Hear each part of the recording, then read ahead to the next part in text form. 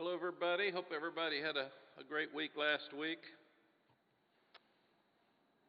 Mark, you want me to start with a few comments? Yes, sir. Yep, go right ahead.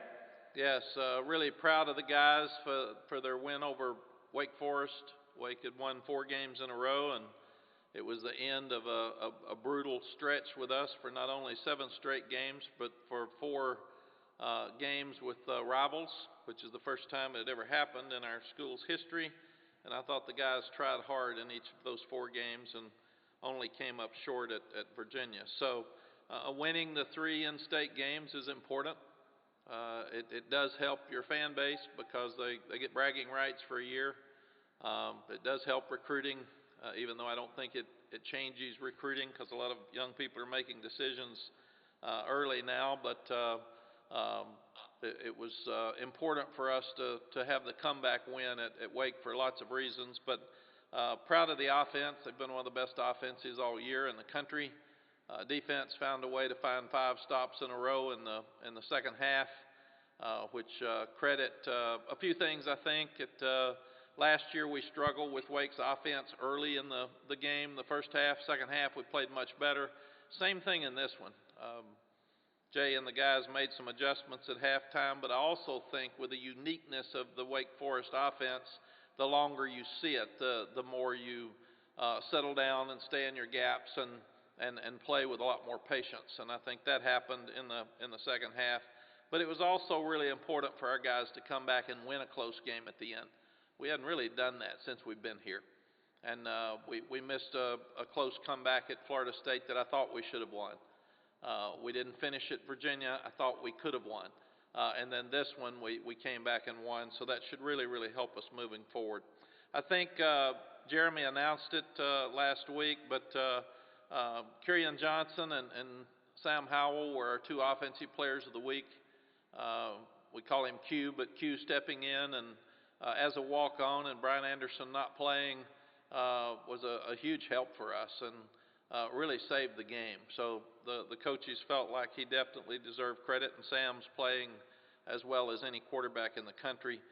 Chaz Surratt was the defensive player of the game, was all over the place, and Obi was our special teams player of the week. We've got we would have had huge crowds this year, and there have been a lot of disappointments for a lot of us in our lives with the pandemic. But one for sure is we would have sold out for Syracuse, and then what a crowd we would have had for Virginia Tech and for NC State and for Wake Forest. And then this weekend, this Friday, would have been maybe the best crowd in our school history.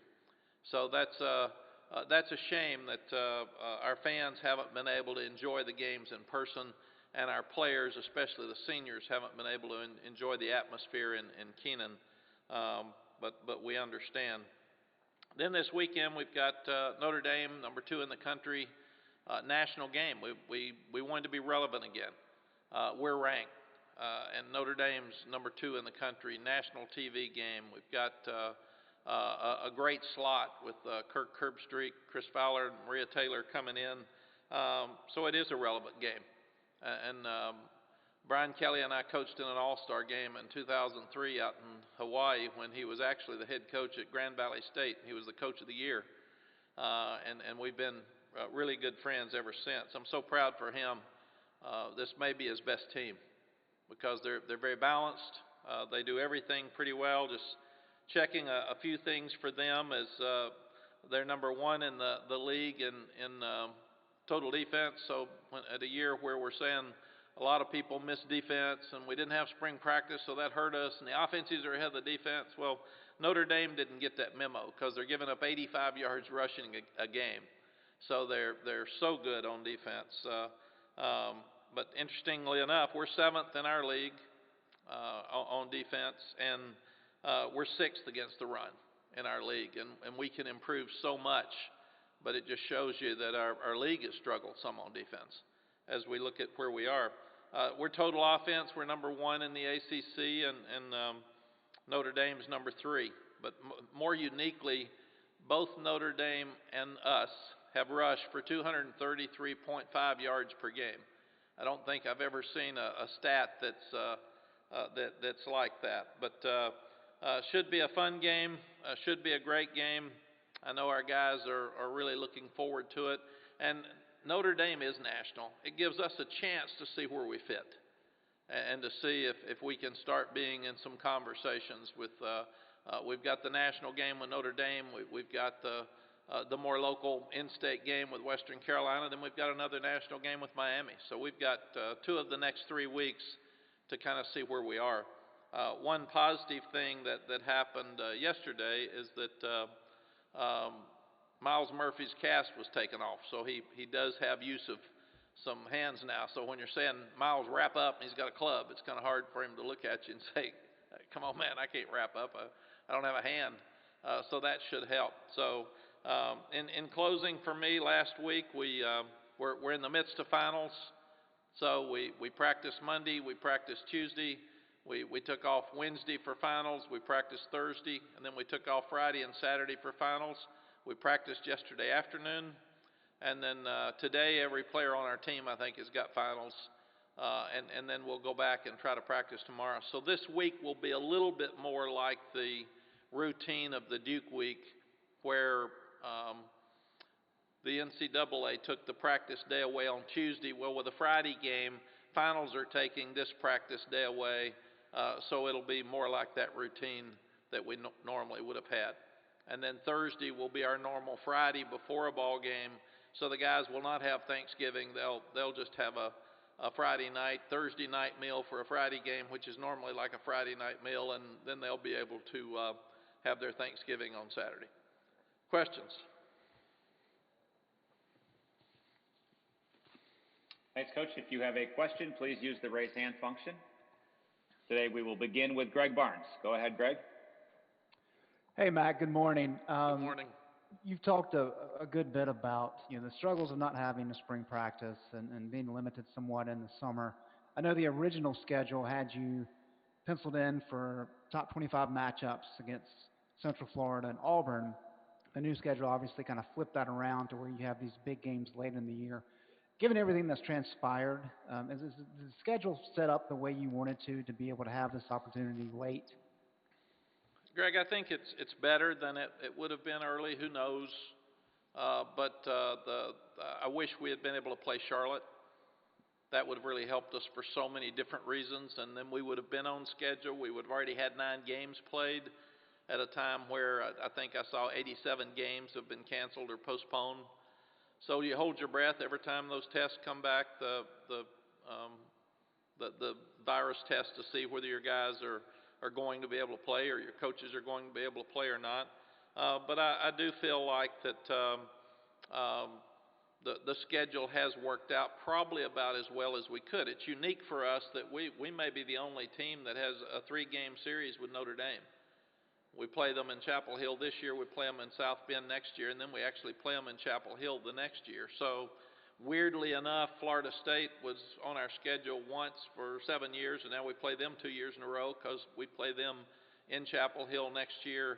And Notre Dame, we had a 2-game series with. It was added with the pandemic schedule. So scheduling's been a little bit crazy, but I do think it's worked out fine.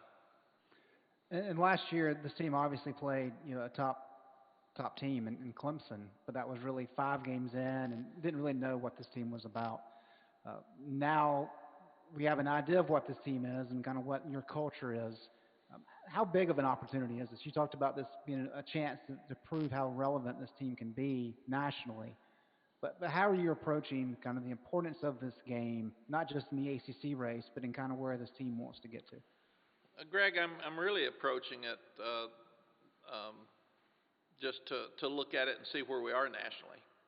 We know where Notre Dame is. They're one of the best teams in the country. They're probably a playoff team right now. People would project they'll definitely be in the ACC championship game. They've dominated most of the teams they've played. So everybody knows where Notre Dame is. Nobody knows where we are. We're up and we're down, and can we run the ball against a team that's given up 85 yards? Can we be balanced? Can we move the ball against the number 5 defense in the country? Can we stop them at all? Because we've been so inconsistent on offense. And And Ian Book's 28-3. He's thrown 11 touchdown passes, just 1 interception. He's run for 6 touchdowns, which we have not done very well against running quarterbacks when he has the ability to take it down and run. And defensively, they're really, really good. And I think they're giving up 25% on third down. So more than anything else, I've told the guys this is a great opportunity for us early in the transition to rebuilding our program to see where we are. But I've also told them you want to be relevant, you want to be national, you are. So everybody in the country is going to watch you play on Saturday. So this is an opportunity for you to show them that we are making progress. Great, thank you. Thank you. Our next question comes from C.L. Brown. Hi, Mack. What advantages, if any, do you see from a week like this where, it's and the pandemic heading into it, there's not a lot of kids on campus who are telling players every class and every walk across campus how big the game is, and there's not going to be that kind of a build-up to this game. It seems like it'll be more, your players will be able more just to kind of focus in on the actual game itself as opposed to the hoopla. Yeah, CL, if we could get them off social media, that would really help. But they're not going to get off social media, so they're going to know how big the game is. They're going to be told all week how big the game is, and that's okay. That it is big. So they need to understand that. That's one thing that we put up with at Texas. Everybody wanted to beat Texas. Everybody wants to beat Notre Dame. It's funny, the Texas, when you'd play Texas Tech, they'd say, this is the game of the year. Texas player would say, nope, it's the next game for us. And for Notre Dame, everybody gets excited about playing Notre Dame. So that's one of the things that they have to do because they're an established national program, and we're not there yet. That's where we want to be. I do feel like the other thing, though, that did help with the week off, and I'm sure Notre Dame feels the same way, we started practice August 6th, and this would have been the last game of the year for us. We would have played NC State on Friday if the pandemic had not come, and our season would have been over. And then you start looking at bowl games. And now we got 2 more weeks. So we started earlier, and we're finishing much later. So you've got to give these players all across the country and assistant coaches especially credit for not only handling the pandemic, being able to play these games, but the brutal schedule that they've had. And now with the excitement of the Notre Dame game, our guys have very difficult finals on Zoom. So, and then we'll have 2 weeks on campus, CL, without any students here. So the next 2 ball games, it'll just be us. Everybody else will be gone home. So it's really, really a different time for our players.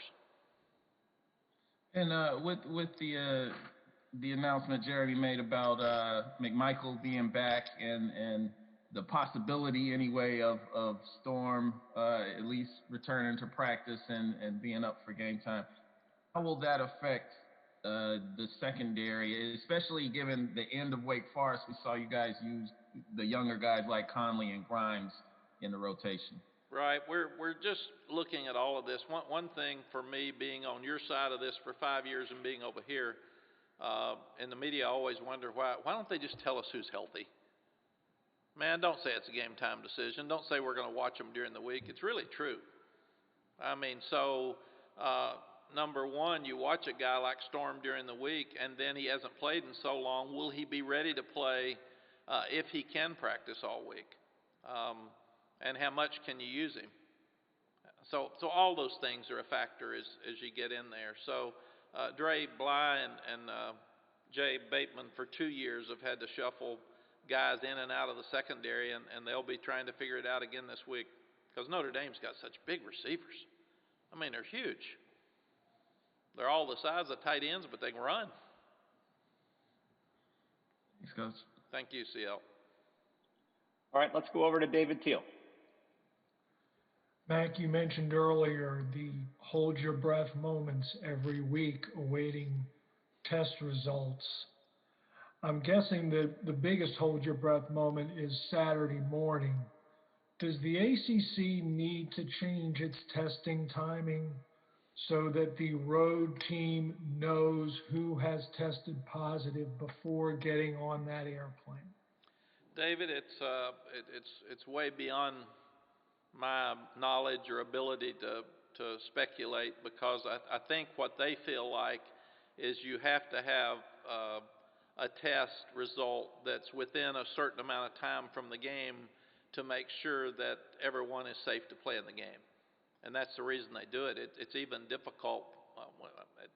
First time I realized we're playing at Boston College, and we didn't get our test scores till we got up there. And if someone had a positive, they would have had to get in a car service or somebody or one of our staff members who had a positive and drive them back home. They couldn't get on the plane to come home. So it is difficult. It's difficult to understand.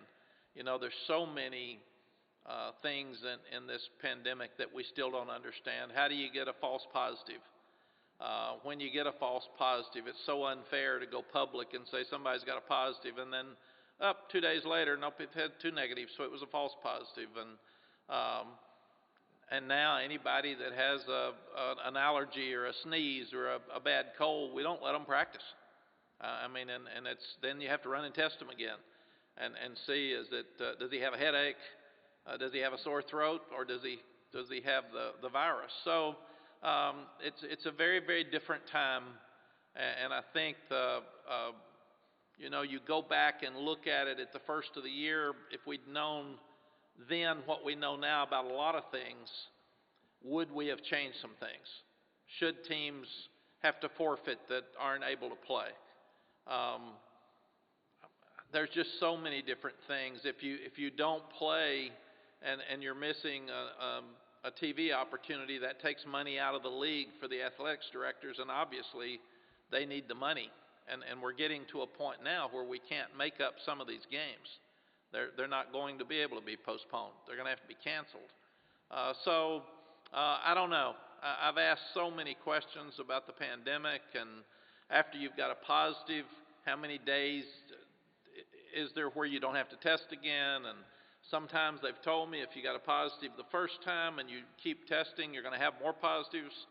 So if a guy doesn't have the virus again, but he had a positive early, and you're 150 days later and he has another positive, but it's from the first test, there's just so many questions, David. I don't know. And what I will say that Dr.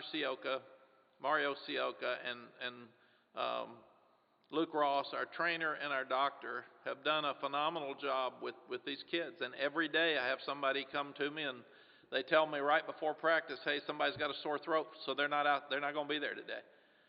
And I'll also say the coaches, I've just told them, I don't want to hear you griping.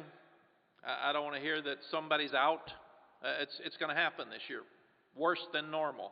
So if somebody's not out there, figure it out and just play them. And because of that, Jay Bateman's he's played Don Chapman at corner some, along with safety. I look up and he's got Jaquarius Conley playing corner, just because we don't know who's going to be there. And so David, we'll get test scores back, or we'll get test results back tonight. I call them test scores. I guess that's what it is for me. Then we'll get them back after Wednesday's practice, and then we'll get them probably Thursday night or Friday morning. If you're at home, sometimes we get ours Thursday night at like 10 o'clock. And the trainer just texts me and he says, all negatives. And that's the happiest day of my week when we do that. And if there is I could get a text on Thursday night that says Jay Bateman is positive, and then he can't coach the next morning, and we've got to figure out what to do. And then at the same time, David, the next day after the game, they could retest him and say, no, it was a false positive. Sorry, we got a bad test result back. So it's just the inconsistency of routine has really been difficult for everybody. And then more to the point, on Friday, I've seen comparisons between Isaiah Simmons and Kyle Hamilton. You competed against Simmons last season. Does Hamilton on tape remind you of him? Yes, he's really, really good. he can make plays all over the field, and that's when we saw Simmons last year, it was just a wow effect, because it didn't matter where he was, didn't matter if you ran to him or away from him, he was going to be around it and make plays. And same thing, I think they're very comparable. Thank you. Thank you. Okay, our next question comes from Brendan Marks. Morning, Mack. Thanks for doing this. You had mentioned, obviously, Ian Book and sort of the spectacular season he's been having. Also, Notre Dame's overall defense, one of the best in the country. Right now, would you say that your greater concern with the Irish is on the offensive or the defensive side of the ball? Are you more worried about having to contain Ian, or about trying to see if your offense can compete against that caliber of defense? Yes. I'm concerned about both. Defensively, they're by far the best team we've played. Offensively, they can pound you up front. They can throw it. Ian can run with it. They're leading the league in time of possession. So not only do they pound you, and we have not been great against the run. So they're going to line up and just run it right at us, and it's a huge challenge for our guys. And again, in the 2 games that we've lost, we didn't run the ball very well. It's the only 2 games this year that we have not beat the other team in rushing yards. Only had 93 yards, I think, against Virginia. So they're obviously going to look at those 2 games and try to make us throw it, and then you've got to run it well enough to protect, because you got Hamilton, you got Hayes, you got Jeremiah, number 6, who's a great linebacker that I can't pronounce his name yet. I just know he's really good. So, but they're very well coached. Their coach, Coach Clark, came from the Wake Forest staff, so I'm sure they visited a lot during the week and during the year with them. So it'll be a real challenge for us. Thank you. All right, let's go over to Andrew Jones, please. Hey, Coach, you've said in the past, I guess last year, the week of the Clemson game, that you don't want your guys, you have to guard against them playing the game on Tuesday and Wednesday during the week. You have another one of those games this week. So how are you, as a staff, kind of working to guard against those guys being too amped up and kind of playing that game emotionally before the game even gets here? Yeah, it's a great point, especially with 2 weeks to prepare. One of the things that you have to do to get better as a program is you have to practice hard every day. And we didn't do that last year.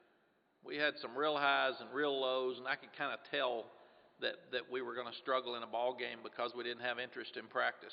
I will say right now, and part of it is because we're developing more depth, that we are practicing hard every day. So I didn't see any difference in yesterday than I did Tuesday before Wake Forest. So I do think part of it's depth, they want to play. Part of it's we're playing more people, so they're excited about the opportunity to get to play, and they need to prepare and practice better. But I'm not seeing the highs and lows that we had in our first year. Do you think that with final exams occurring so early and being last week, and I guess some are still going on, that maybe kind of helps a little bit because they have a lot of their emphasis personally away from football, so Notre Dame's on their mind 24/7? Yeah, I don't, because it's a grind for them with finals. So I mean, these guys have to study. We've had guys that missed practice last week because they had to study for finals. So it's just another 2020 disruption that you look at as you look at all the things that they're dealing with that they wouldn't normally deal with. And then you look at just things that are out there for us. We've got this game, we've got Western Carolina next week, then we've got Miami. And that will be on the 12th of December. They will not announce the bowl games until the 20th. We won't have any school. You don't know which bowl games you're going to. So do you send the players home for 5 days during the pandemic? Do you keep them here with no school and practice them, not knowing who you're going to play against or when you're going to play, when they're exhausted because they started August 6th? Andrew, there's just so many different questions now than we don't normally deal with. So we're trying to figure all that out now. Okay, thank you. I appreciate that. Thank you. Our next question comes from Ross Martin. Hey, Mack, I was wondering if you saw what happened with Florida State and Clemson and the cancellation of that game, if you had any thoughts on that situation.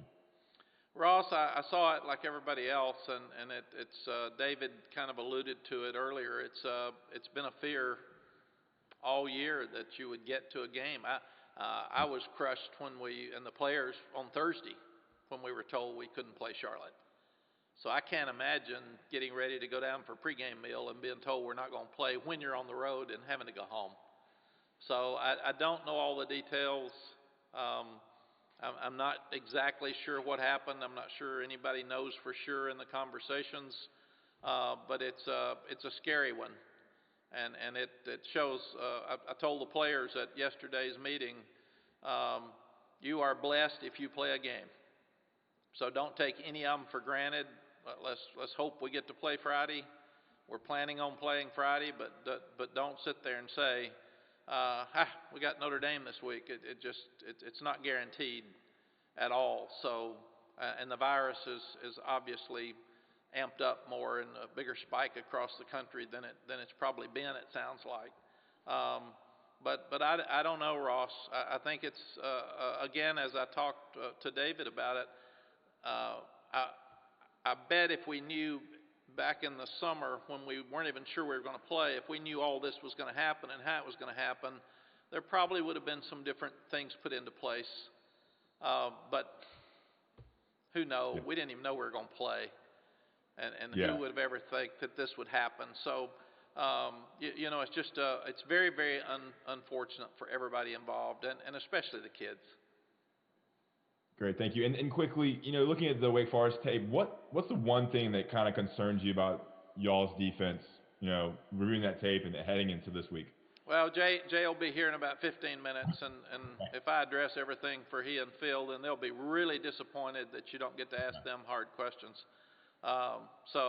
The biggest thing is, and I said it, I think right after the game, seems like 8 weeks ago we had that game. I didn't think that we were in the right gap some in the first half. They, with their slow pace, with the running back, with their RPOs, we were probably too excited in some ways, and we got out of our gaps. We lost contain, and they bounced back out to the backside twice and had big plays. And then we had a crack back with a corner on the front side once, and he got inside too far, and they bounced out for another big play. And in the second half, I thought we defended the run, and we were a lot more sound in our gap control and our leverage in the second half than we were the first half. When we started slowing the run down, it put them in second long and third and long situations, and that's not their deal. They're going to get that 4 to 6 yards on first down. They're going to make their third downs because they're third and short. But when we put them in third and long and fourth and long, we did much, much better the second half. Probably the only disappointing play that just really jumps out to me was the 3rd and 18.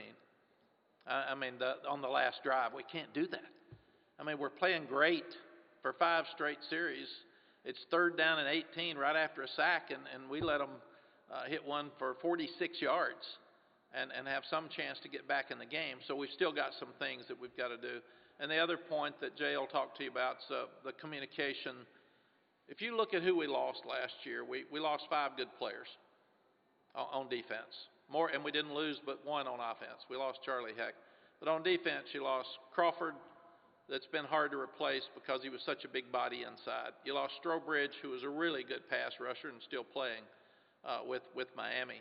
You lost Dominic Ross, who was a very good pass rusher and had some length. You lost Miles Dorn, who was the older safety in the middle that had played a lot, and he's still playing. And then this year you lose Miles Woofuk. So we've got a lot of people that are young in the secondary, especially at safety, and some of them have been hurt, and that's hurt our communication. So we've just had some people wide open, and people say, well, how can you do that, man? Well, they're not communicating well. So I would think be more fundamentally sound earlier in the game up front, tackle better, which is something you do every week, and communicate better in the back end. All right, I appreciate your thoroughness, Mack. Thanks, and then we'll let Jay won't have to come today. All right, we'll close with Coach Brown with our last question from Aaron Beard. Hey, Mack, I wanted to back up to something from the Wake Forest game. It's probably not ideal for you as you're going through the days after a game to hear a team suddenly having to not play because of a combination of positive tests and contact tracing quarantines. I know some of it was injury related, but I'm curious kind of what was your thinking when you heard that? I don't know if you've had that happen before this year where somebody you played had a problem and couldn't play the next week that you had to sort of respond to, I guess. Yeah. Aaron, are you available this week? Are you touch and go through the week? Do we have to watch you in game time decision? Or you look like you're moving around better, so. Yeah, moving around. All right, we have got it. It's another great question, and one of those things you haven't had before. After the game, when I heard that they had a positive on Monday, all we can do is check our test results, and they were all negative. So you would just say, just praise the Lord when it happens, because that's about all you can do. And I do think contact tracing has been one of the, maybe even a bigger issue than just the fact that you've got the virus. So we have gone over repeatedly for our players what that means. You have to keep your distance. You have to keep your mask on. And when the health department asks you if you're the roommate of a positive or if you're in the same position room with a positive, they're going to ask you the questions of, have you been around him for more than 15 minutes? Have you had your mask off? Were you in the car without a mask? Do you eat next to him? Do you sit and watch TV in your house or your dorm room with a guy without a mask? And you have to be able to say no. Number one, you got to be honest, because you could be affecting your entire team. But number two, you've got to be in a position where if you want to play, you've got to say no. I had my mask on at all times, and so we've really, really worked hard at trying to make sure that the contact tracing isn't going to get somebody because somebody else had a positive. And it's still strange, but the contact tracing means you're out a minimum of 14 days. In the ACC, if you get the virus, you get 10 days, and then you have to go through the heart check procedures. But actually being a contact could take you more time to get back than having a positive, which is really, again, very different. Thanks, Matt. Thank you, Aaron. Coach, thanks for your time today. We appreciate it. Thank you all. I'll see you Wednesday.